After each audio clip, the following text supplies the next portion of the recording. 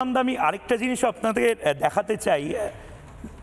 বিহারে জিতেছিল বলে বিজেপির সমর্থক ডায়মন্ড হারবারে উচ্ছ্বাস প্রকাশ করেছিল, মেরে হাত পা ভেঙে দিয়েছিল।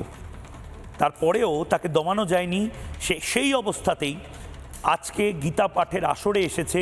ডায়মন্ড হারবারের ত্রাসের রাজনীতি উপেক্ষা করে কিছু মানুষ আসছে হিন্দু ধর্মের রক্ষার্থে। এর থেকে ভয়ঙ্কর কিছু হতে পারে না। দেখুন,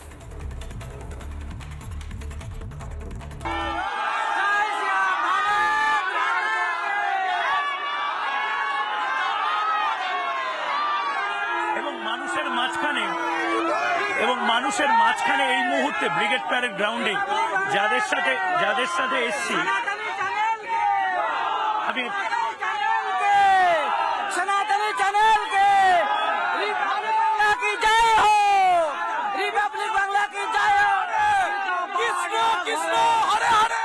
আমি আমি একবার সবাইকে একটু থামাতে বলবো।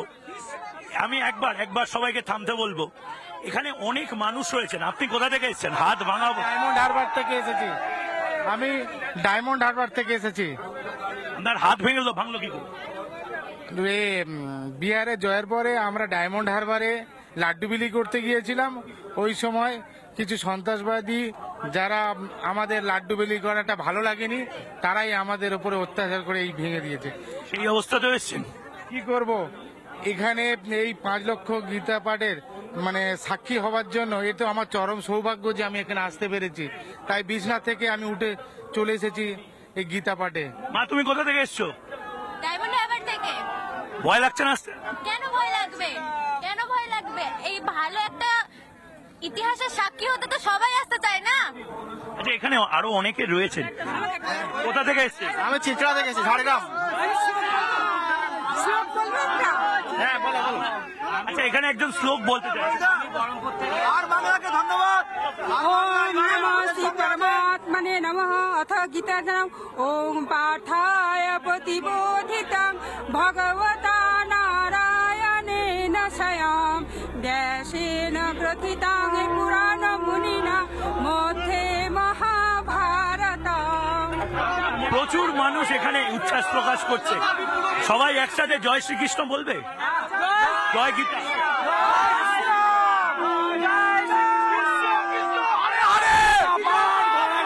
কৃষ্ণ কৃষ্ণ হরে হরে।